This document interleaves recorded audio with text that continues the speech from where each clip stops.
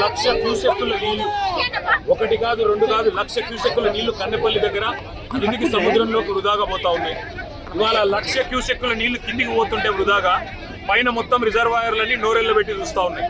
పైన మిడ్మానేర్ కావచ్చు, కాళేశ్వరం, మరి మొత్తం ప్రాజెక్టులో ఉన్న ప్రతి రిజర్వాయర్లో కూడా ఇవాళ నీళ్లు లేక రైతులు మరి కనీసం నాట్లేసే పరిస్థితి లేదు.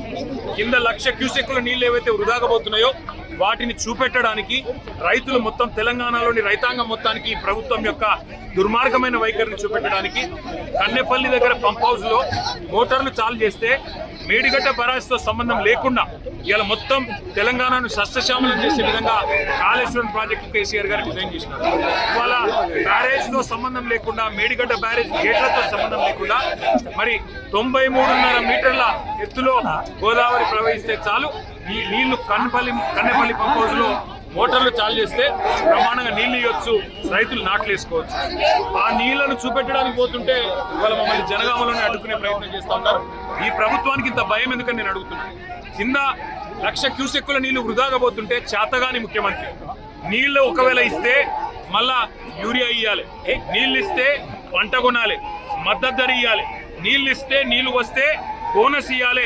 ఈ బాధ అంతా నాకెందుకు, రైతులను ఎండబెట్టాలి, రైతుల పొలాలకు నీళ్లు రానియద్దని చెప్పి కింద బ్రహ్మాండంగా నీళ్లు ఇచ్చే సౌలత్ ఉంటే దాన్ని పండబెట్టిన ముఖ్యమంత్రి గారి వైఖరి, ఈ ప్రభుత్వం యొక్క దుర్మార్గమైన రైతు వ్యతిరేక వైఖరి చూపెట్టడానికి మేము బయలుదేరితే వాళ్ళని చూడొచ్చు మా వాళ్ళందరినీ అడ్డుకుంటా ఉన్నారు, మా ఎమ్మెల్యేలని, మా ఎంపీలు. అందుకే మేము అనేది ఈ ప్రభుత్వాన్ని దమ్ముంటే చేతనైతే మంచి పనులు చేసి ఇవాళ ఉద్దేశపూర్వకంగా మమ్మల్ని అడ్డుకొని వరంగల్ జిల్లాలోనే మరి ఇక్కడికిక్కడే ఆపాలని మీ ప్రయత్నం ఏదైతే ఉన్నదో ఖచ్చితంగా పోలీసులకు మరలబడైనా ఇక్కడి నుంచి పోతాం. తప్పకుండా కన్నెపల్లి చేరుకొని అక్కడ ప్రవహిస్తున్న 1,00,000 క్యూసెక్కుల నీళ్లను రైతులకు చూపెడతాం. తెలంగాణలో ప్రభుత్వం ఎంత చేతగాని దద్దమ్మ ప్రభుత్వం ఉందో తప్పకుండా తెలంగాణ రైతాంగానికి మొత్తం చూపెడతాం. ఎందుకు అడ్డుకుంటారు? భయం ఎందుకు?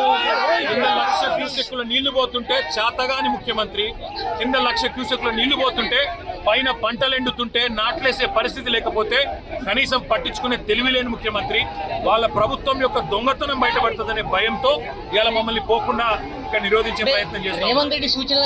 రేవంత్ రెడ్డి అనే సన్నాసి సూచనల మేరకు అడ్డుకుంటున్నారు.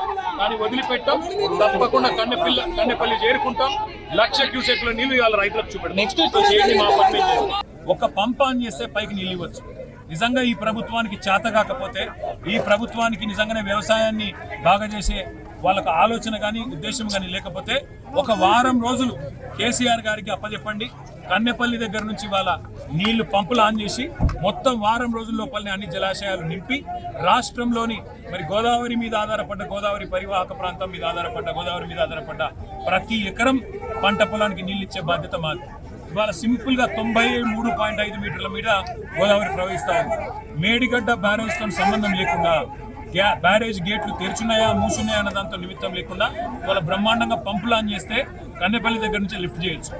ఆడ 96 మీటర్ల మీదికెళ్ళి గోదావరి పోతున్నది. ఇవాళ 93.5కే మీరు బ్రహ్మాండంగా పంపులు ఆన్ చేయొచ్చు. ఆడ బ్యారేజ్ తో సంబంధం లేకుండా నీళ్లు తోడొచ్చు. బ్రహ్మాండంగా మిడ్ మానేర్ కానీ, లోవర్ మానేర్ కానీ, పైన ఉండే మల్లన్న సాగర్ కానీ, రంగనాయక సాగర్ కానీ అన్ని కూడా బసవాపూర్తో సహా అన్ని రిజర్వాయర్లు నింపొచ్చు. బ్రహ్మాండంగా రైతులకు నీళ్ళు ఇవ్వచ్చు. మార్గ మధ్యంలో ఉండే చెర్రల్లో కూడా నీళ్లు పోయొచ్చు.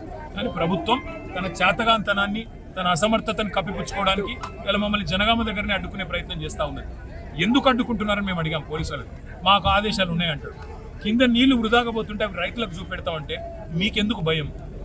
ఎల్నీనో అంటున్నారు, కరువు వచ్చింది అంటున్నారు.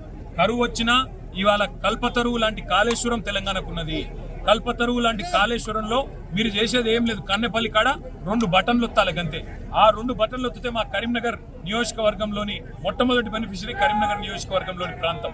అందుకే ఈ రకంగా మొత్తం నీళ్ళన్నీ కూడా కాళేశ్వరం ప్రాజెక్టు ద్వారా ఇవ్వచ్చు అనే మాట చూపెడతామని మేము పోతుంటే కాళేశ్వరం కూలిపోయిందనే సన్నాసి రేవంత్ రెడ్డి ఇవాళ తన అసమర్థతను కప్పిపుచ్చుకోవడానికి, తన చేతగాంతనాన్ని మరి ప్రజలకు తెలియకుండా దాపెట్టే ప్రయత్నంలో మమ్మల్ని అరెస్ట్ చేసే ప్రయత్నం చేస్తున్నారు. కానీ కన్నెపల్లి చేరుకుంటాం. తప్పకుండా అన్ని విషయాలు రైతులకు అక్కడ పారుతున్న నీళ్లు చూపెడతాం. పైకి నీళ్ళు ఎట్లా తీసుకుపోవాలో కూడా చూపెడతాం. ప్రభుత్వం దిగొచ్చేదాకా పోరాటం చేస్తాం.